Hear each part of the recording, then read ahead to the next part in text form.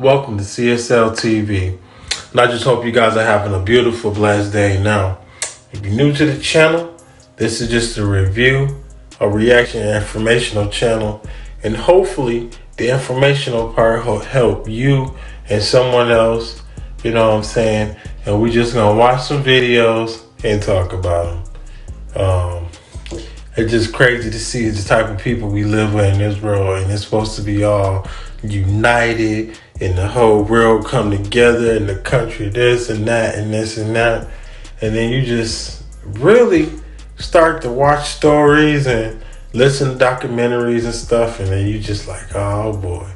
But anyway, thank you for rocking with me. I ain't gonna make this too much longer, so let's get it.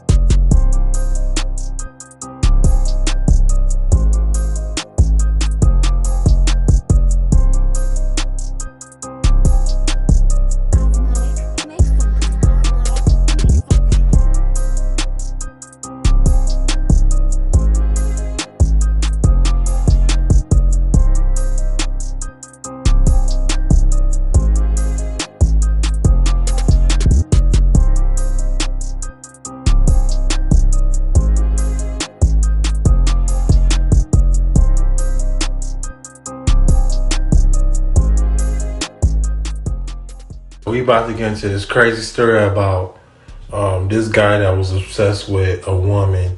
But shout out to that guy, that chapter, that guy, for this crazy story.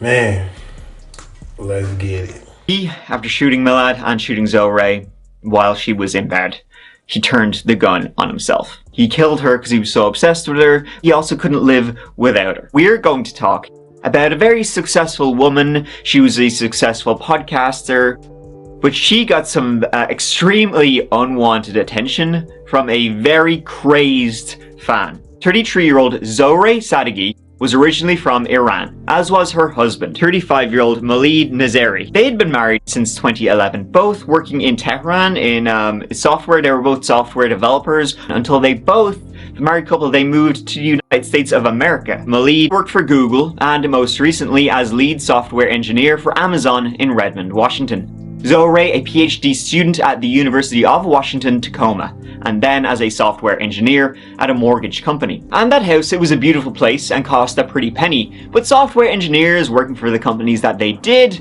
they were successful. Now this is when the trouble began.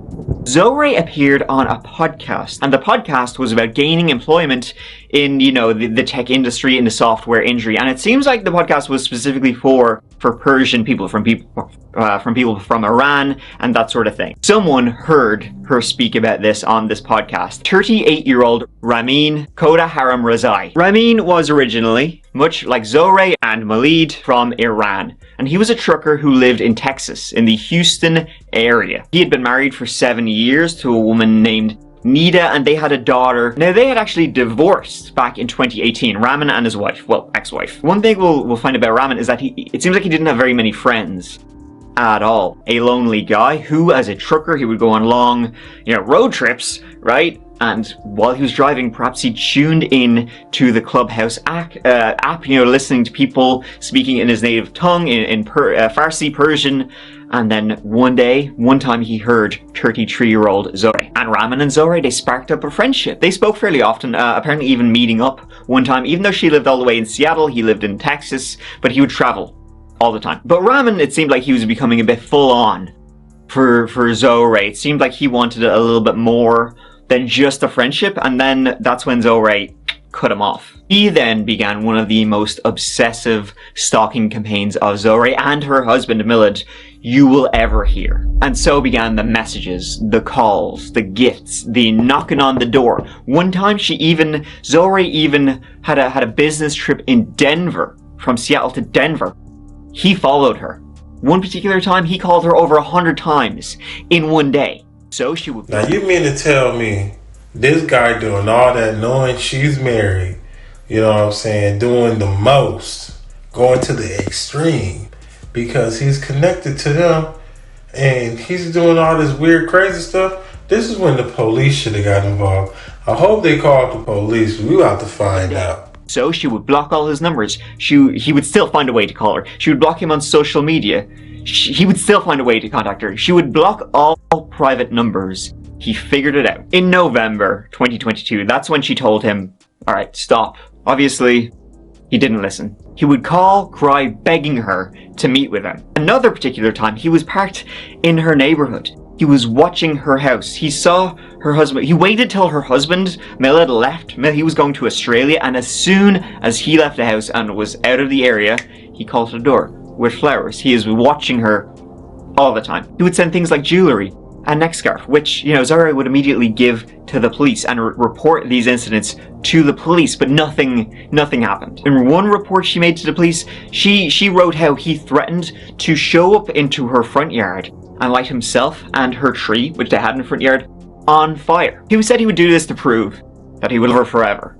One time in January, she had to have a back surgery, and she was scared because she knew that if she had surgery, she wouldn't be able to run if something happened. She developed anxiety, insomnia. Her and her husband, Millard, became so fearful that he would one day break in and do God knows what to them. That knocking on the door and calling them just wouldn't cut the mustard anymore. On the 2nd of March 2023, a bench warrant was issued for Ramin Kodakaram Rezai's arrest. He was charged with 1 count of misdemeanor stalking and 2 counts of telephone harassment. The very next day, a judge granted a temporary order of protection, with a hearing set for a non-temporary order of protection. So this was at the start of March. Zora was requesting that this temporary order would last 99 years. She knew, he would never stop. Now, one thing about Ramin is he never had any prior arrests or anything, like no history at all. But something in him. So even though this order of protection was granted, there was one problem. The police in Redmond, they couldn't find him. Then, late on the 9th of March, he crept up this very quiet, leafy residential street in his red truck. The road, it was on a hill. He glided his red truck up.